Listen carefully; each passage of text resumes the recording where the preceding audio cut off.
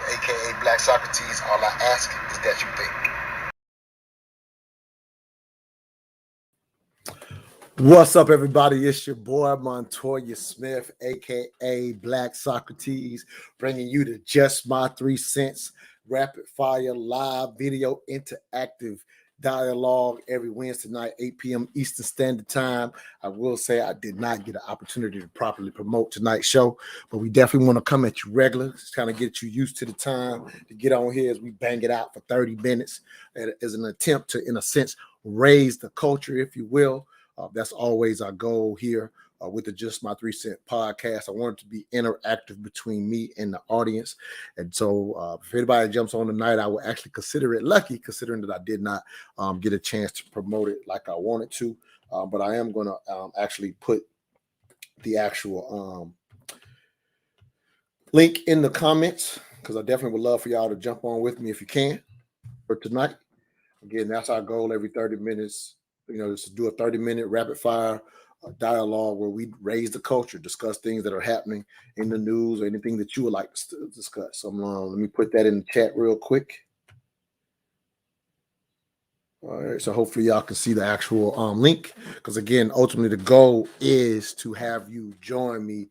And I had somebody tell me last week, I probably could have changed the name of the show, and another hashtag I always use is "Give Us Your 3 Cents," and so that actually probably would have been the more appropriate name, because ultimately, versus this being a typical podcast when you listen to me for 30 minutes, I ultimately want you to jump on with me and let's dialogue together and ask me questions. Again, I go by Black Socrates, so I want questions so that I can dialogue about things y'all want to talk about, if you will. But I did highlight, for those that did see some of the promotions this evening, that I wanted to highlight and talk about a little perspective on the Kyrie Irving situation.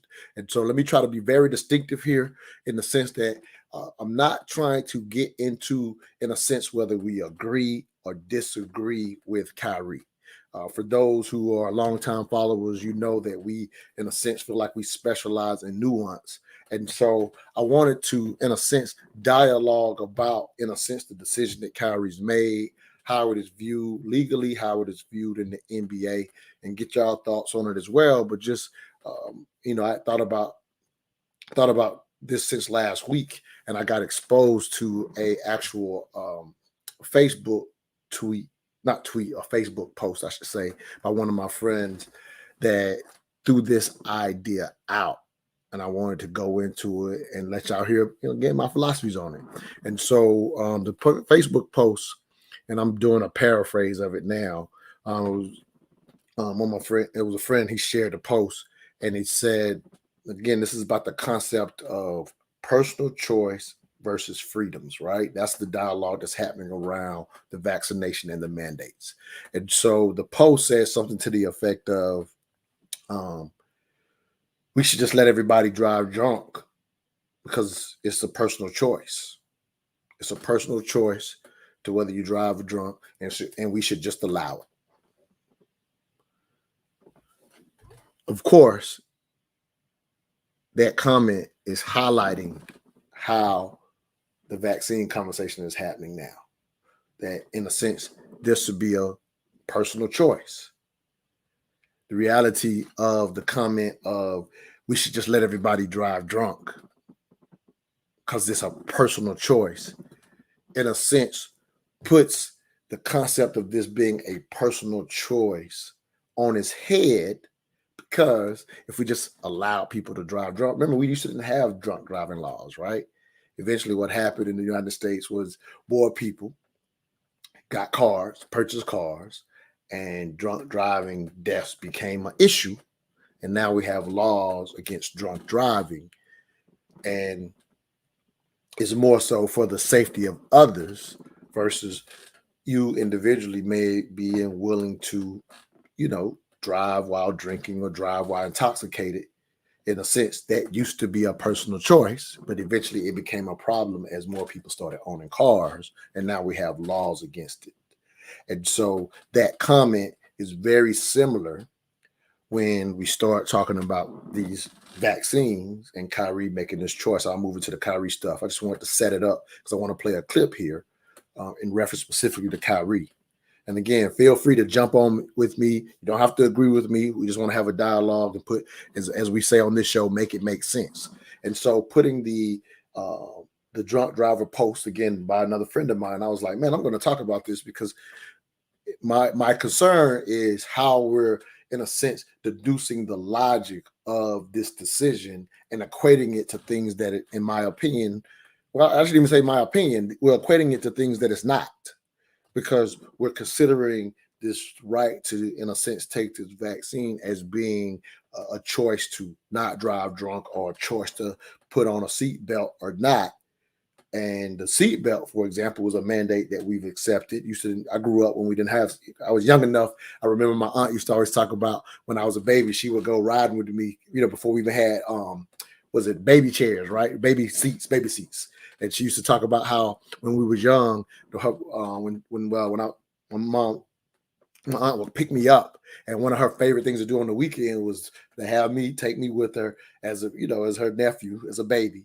And I literally would be in her bug, standing up while we're riding for her to go shopping, and I would go hang out. Of course, I'm her at the time I'm her only nephew at the time, and so I love to go because every time I got a toy. But she literally said she used to I literally just be running around on the back seat, but before we had these rules and these laws, right? And so I'm highlighting this again to put it in perspective to vaccines and the reality of looking at this as a personal choice, because the way that it gets narrowed down for those who are standing by this is a personal choice is they're disregarding that there is a symbiotic relationship between those who are vaccinated and those who are not vaccinated. That's just scientific fact. Forget away from the government and what the government's telling you. I'm not caught up in what the government says or what the media pushes. I'm just talking about the symbiotic relationship between basically how a group is covered if more vaccinated versus those that are not. But let's get directly into the Kyrie stuff. Again, feel free to click the links. Hopefully y'all see them below and jump in this thing because I want to get your 3 cents on it as well. But I'm going to play this cut to go specifically into the Kyrie Irving thing. Let me highlight if you just joined. For me, I'm not having an argument of whether I agree or disagree with Kyrie Irving.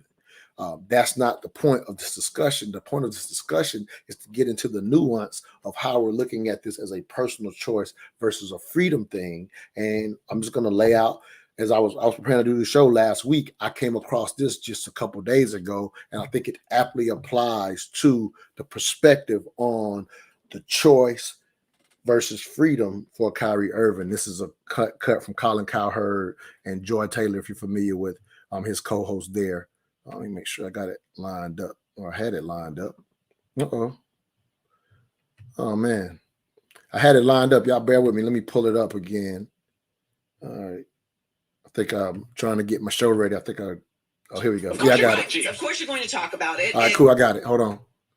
Got it lined up. I just need to share the screen. All right, y'all. Check out this cut and I'm going to give you some thoughts on it again. We're not caught up in whether we agree or disagree with Kyrie. It's about the concept of this being a personal choice and how these companies are looking at it, right? In this case, the NBA, or particularly the franchise of the New Jersey Nets. Again, just putting things in perspective. Again, that's what we're trying to do, raise the culture, improve our critical thinking, if you will. All right, let me share this.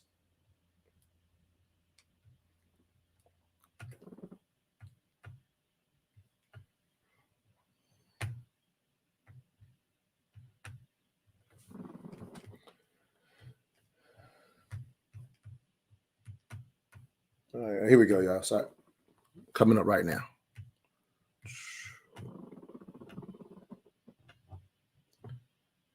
I had it queued up, but I just hit the button wrong. Still trying to get better with the technology. Here we go. Of course you're going to talk about it, and we have injury reports every single week, so this is not a privacy thing. No one is going to vaccine jail, so listening to him talk about mandates, and do you think I want to give it up? Yes, you do want to give this up. Right. Whoever's watching, can y'all? That you are free to make. I dropped the link, Deja. I thought I got it's in there on my page. You fundamentally don't understand. So I don't know what I did wrong. That word means. You have freedom of choice.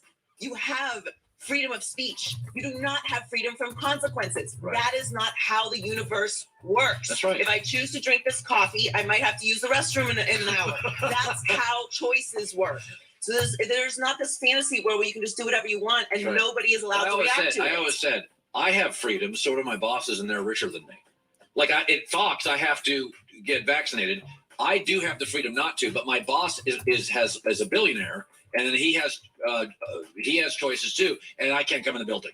So we all have freedoms, but there are limitations too. The billionaire and the commissioner have freedoms too, and the freedom is to say you can't come in the building. So we all have freedoms. Every choice has a consequence. That's right. Positive, negative, neutral. Right. My kids could drop out of high school. My son could. But I would say to him, you're going to be less successful, have fewer options in life. But if he decided not to go to high school, I can't drag him by the hair there. There's a choice, but he's thankfully smart, smarter than dad. But the point is, you can do a lot of things even as a kid, but there'll be consequences for him. The frustrating, look, whatever my opinion about what Kyrie is doing is really irrelevant, because when it comes down to talking about actual basketball, the bottom line is, he cares more about grandstanding for this fantasy community than he does about winning a championship. Yeah. That cannot be argued no matter what side you're on, because if it was your number one goal in life, you would do whatever it is it takes to be available for your team. And Kyrie has prioritized this Reddit group over winning a championship. And that's his choice to make. And it's our opinion that is a mistake. Maybe that's not what Kyrie's priorities are. And that's completely fine. And the most frustrating thing about this to me is Kyrie really does a lot of great things in the community. Yeah. And a lot of great things for other people. And all this is being overshadowed by this idea that there's this oppression happening when we're in a global pandemic, and you're speaking to people who don't even understand that there's an entire world outside of the United States that's also being affected by COVID. This is not an American government conspiracy. Right. Yeah. Well, yeah, there's 209 countries in the world, and they're all going through it. No. It's all about the government. Yeah. It's just, the bottom line is, it's not about him being selfish. It's about him choosing to not be available, and he is free to make that choice. He is not speaking to you from vaccine jail. Yeah. So Odell is back healthy. All right. Hope y'all caught that I was going back and forth on the screen, so hopefully I didn't confuse you. Oh, got DA's about to join me. Let me go ahead and add her to this thing. What's up, Queen? Hey, Montoya. Hey, you came ready. You got the background and everything going. What's up? I was already doing some stuff, working on the desk of the Asia. So I was already doing some stuff on the computer. So I was just like, okay, I'll hop on. I look a mess. You look fine. You all right. I like to get it together before I get on the film, but I'm just. I can dig it. Appreciate you supporting. Well, I don't know. Were you able to hit a cut? Because I was hoping I did it right. I'm still, okay, I was able to hit a cut. So it was a lot said. I think I interrupted it a little bit, but I just wanted to get into the specific of the dialogue. Like I was saying before the video, I'm not even caught up in whether you agree or disagree with Kyrie Irving. That ain't even what I'm caught up in. I just so happened to come across this because, again, I was planning on dialogue this before I saw what I just played for everyone. But when you listen to specifically what Joy was saying, she was specifically pointing out that he has freedom of choice. And that's the dialogue that I think is getting lost within the African-American community discussion. Like this is being treated like there is no choice. And the reason people are treating it like that is because his livelihood is on the line. But what people are not considering is the flip side. Let's say you and I have a business and our business involves, let's say we vend, like I do vending on the side. So let's say we and I run that business together, right? And so in the vending, we do it in the stadiums. Like let's say the World Series, for example.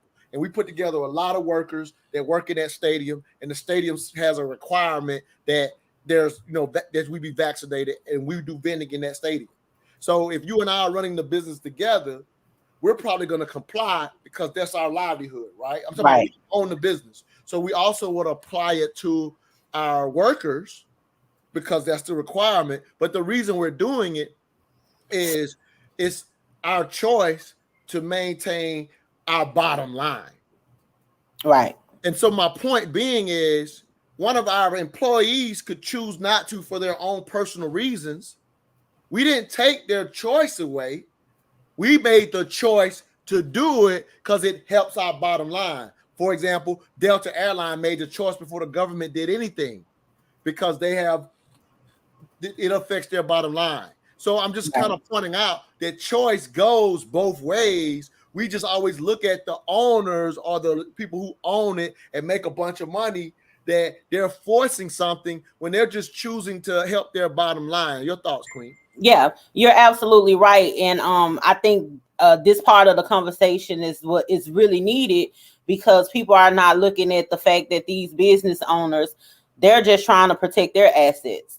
And unfortunately, you know, we have this pandemic or whatever that is going around, and they feel like the best way to protect their assets is to make sure that these players are vaccinated. That's just the same way if you work for a company and you're taking out an insurance policy. There is a question when you're about to get insurance, or I think it's whether it's the insurance or the I think it's the insurance part of it, or when you're doing like the long term, whatever that is, long-term disability maybe or something. Yeah, but anyway, when you're getting the insurance at a company, they'll ask you whether or not you're a smoker, and if you are a smoker, your insurance policy will be higher. They're not taking away your freedom to smoke, but you're now more of a liability to them. You're a health risk to them. So you stand a chance of actually, you know, catching cancer or something like that, and making them have to pay out more. So now you got to pay in more. And so the thing is with Kyrie Irving, unfortunately, you know, Kyrie Irving, he plays a sport where, you know, he have to be in contact with other people. It's not like he play golf or anything where he could just stand there by himself. He play a contact sport. And from what we know with the virus, you know, it's airborne, you know. So the thing is they're trying to protect their assets. So it doesn't matter whether you are for a vaccination or you are anti-vaccination. You have the choice, but there's a consequence that actually comes with the choice that you decide to make, because you cannot say, I should be able to choose whether or not I want to be vaccinated, and then you tell this company that they can't make the choice on whether or not they want to help their bottom line. If you make this personal choice, your personal choice is not being taken away from you, but you can't make a personal choice, then want this company's personal choice to be taken away from them. They have a right to choose too. And people always feel like the ones with the upper hand should be the ones to, you know, like compromise and just be and basically at this point you're asking them to sacrifice their business. Exactly. And I'm not a pro-vaxxer, you know what I'm saying? I know that. Yeah. And I'm not getting the damn vaccination. But all at the same time, I do understand what the NBA is doing in this particular case. You know, it's just unfortunate he play for that particular team. Yeah, it's that particular team. Yeah. Not even the NBA. Let's even be factual. Yeah, he plays for that particular team that is requiring it, and you got to understand why a team. Exactly, and you got to understand why a team in New York will require that, because New York is like one of the most congested cities. You know what I'm saying? It got all of these people or whatever. Yeah, it's a so I can definitely understand why they will mandate that. Right. Well, what happens is the government did it because the NBA. The reality is you can still be unvaccinated in the NBA and play. It's just they so happen to be in a municipality. Right. Well, so this is, you know, so it is coming from the government, but I just wanted to make that distinction because I love the fact that, you know, I'm pro-vax, you're not getting the vaccine, but you and I both were able to have the dialogue, the nuance of how this has nothing to do with the rights when you get into what the choice is. Both sides have a choice. And here's another reality for other companies that may choose, like Delta and other major companies that are choosing. The reality is, for them, if there's a risk associated with, if there was such a risk associated with this vaccine, then that's not something they would be mandating, because that's what would hurt their bottom line. Like if you look at what happened in the NBA, like like one of my friends talked about, where they got through last season without having these mandates. So kind of the question was, what's the difference? Well, the reality is you were still having players and star players, which is what that's the money, having to be out from time to time from COVID protocols. So the NBA saying, well, now that I got a way to do it even better, that they've chosen the safer and better thing for their business. This don't apply to every business, right? But it applies to businesses that have this thing that says, okay, if we have more, that's why Delta did it. If we have too many people out, it hurts our bottom line. And so those companies are making just a bottom line scientific choice between what's the benefit to them. And it's not to say that vaccines are risk-free, not trying to convince anybody to take a vaccine, but we got to put in perspective that those companies are not, it ain't just bottom line for the money. They're saying, okay, unvaccinated, this is what we experienced. Now that we have the vaccine, here's how we have more people stay at work, which is what they care about the most. Mm-hmm. And so if there was a huge risk with the vaccine keeping their people away from work, those big companies would not be making those decisions. Now, an individual who's an anti-vaxxer can have a company and say, I'm not doing that. And that's on them. That's cool. They got a choice to do that, right? They have a choice to do that. Now, unfortunately, here's a reality. If they are doing business with the government does have mandates that makes it hard for those smaller companies to get away with that. And again, I'm just trying to keep the facts here, not really make a choice here. I got my man William Agnew want to jump in. DH, I'm gonna give you one last thought before I let this brother get in. Did you freeze up, Queen? No, that's all. That's it. That's all I had to say about it. I definitely understand it from the I definitely understand it, and I did want to say this. The reason why we're able to have this conversation is because we don't let our emotions take over our common sense and the ability to be able to be rational and employ our logic and just to be able to see things objectively. And I think that's what people need to do, because it's not all just one-sided. And I think just being able to see it that way will take out a lot of the fear that people have about certain things. Right. That's the goal of this show, is to raise the culture, to kind of have these dialogues without the emotion when possible. So thank you, Queen, for coming on with me. Mm-hmm. All right, you're welcome. Absolutely. I'm going to get my man William Agnew on this thing with me. What's up, King? Glad you got in this thing. What's up, King? How you doing, man? Hey, I'm just doing this every Wednesday night, just 30 minutes of just chopping it up, trying to raise the culture. What you got, King? Jump in this thing. I definitely agree with what you guys are saying. It's 100%. It's a choice, and sometimes those choices come with repercussions based on who's in charge. But I think what you got to take in consideration is who's in charge, and you got to be careful with that, because that's a slippery slope. Okay. And if you understand capitalist environments, if you understand history in regards to mandates and who is able to give the mandate and who has the most leverage and control in those mandates. That's a conversation that has to always be ongoing, and you always have to be concerned with that. Like, if you look at the environment we're in a financial sense, and I love the finance, and I love the way our society is set up. You got to take technology in consideration and what's going on in terms of who controls what and how much, right? Because yes, you can always say, we got to respect the fact that, there's consequence. But again, you got to keep a sort of a balance, right? There's a balance when it comes to consequence, because if too few people own too much is when it becomes an issue, right? Is when you have too few owning too much, who now enforce mandates for the wrong reasons. Correct. And you have to always keep that in mind, because history has shown, right? And if you look at some of the signals that are actually going on in today's environment with technology, with the way we shop, with the way we buy products, with the way we buy services, what you're seeing is a strong consolidation in who controls and who owns what. As a matter of fact, if you take in consideration things like inflation, what's going on at the ports with the materials coming in, not being able to come in, and obviously there are things that are being said, like people don't want to work, and we're having labor shortage and issues like that's causing problems.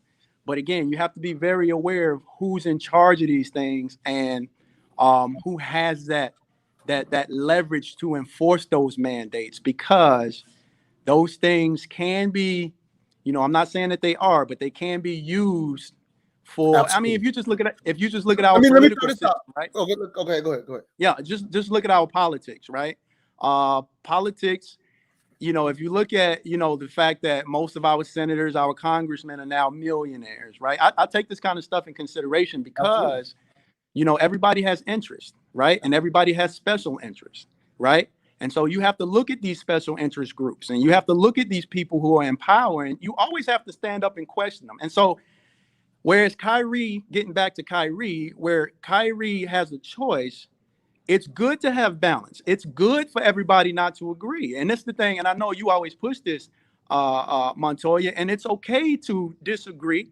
It's okay to disagree and commit sometimes, right? Which is, sometimes it's okay to disagree and not commit. Not agreeing is balance. Everybody can't agree all the time, but we have to find a way to make it work a lot of times. And so in that space, we should always be questioning. So my brother Kyrie, I love the fact that he is standing up for what he believes in, right? And it allows us to have a deeper conversation about who, what, and why. Instead of just being, passively going, yo, this is what we're supposed to do because somebody said we're supposed to do it. You know what I'm saying? Let me throw this out. So, I mean, I'm definitely not. This is what you're supposed to be doing. I know. People, people will assume that because I'm a vaccine advocate, if you will, right? I always make that clear so that so people know I'm coming from that perspective, but at the same time, still trying to have an honest dialogue. And so, where I agree with you wholeheartedly is I'm 100% about questioning.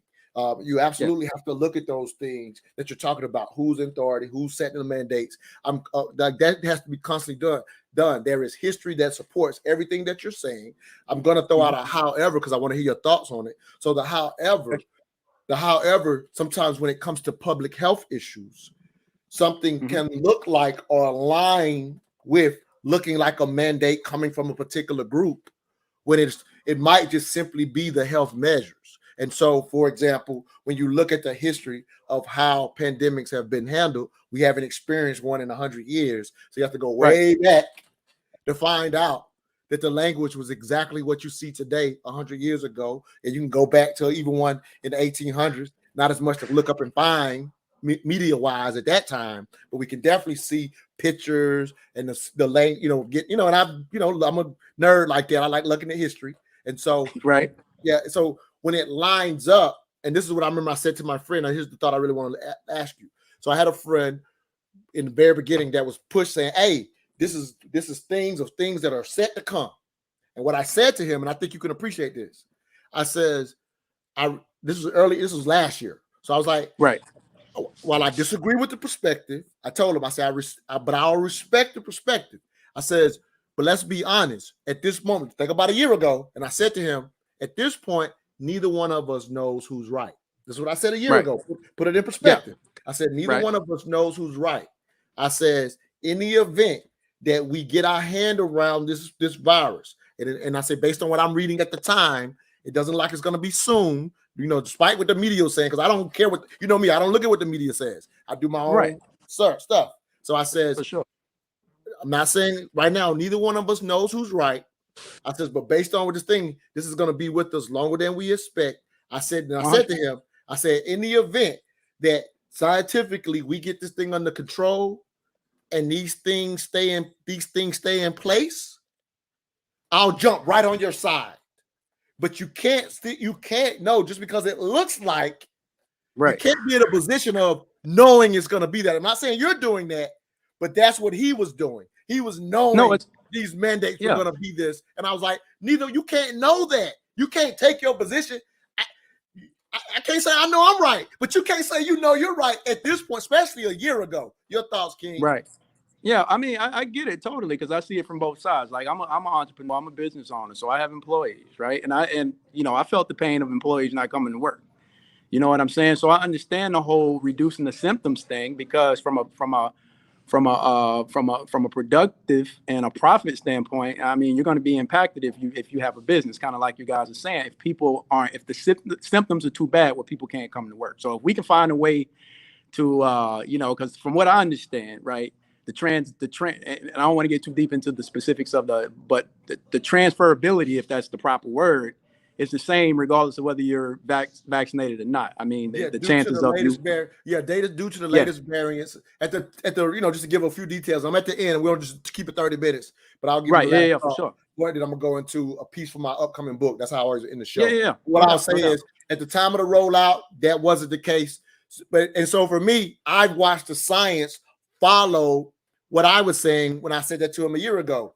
When they thought we had it under control and it was only the alpha delta, the government came out and said, "Oh, take your mask off if you're vaccinated." So what I'm saying is, right now they're following suit with what's happening with the science, not the government mandates. I'm saying keep our eye open, but you can't always assume that what's happening, because if that's what they wanted to do, they didn't have to tell us to take them off for the period they did. Now that there's a new variant, they're like, "Oh shit, the science says something different now," so they've made a different decision due to the variant. You're absolutely right. The transferability is about the same. The biggest difference is the symptoms and the lack, the definitely the protection against deaths or whatever. Of course, we just had Colin Powell die, so that's obviously with the hyper focus, people are alarmed on that one situation, and the reality is, for these businesses, if there was more risk of, again, not that vaccines are completely safe, that's not what I'm saying, but if there was more risk of adverse effects from the vaccines,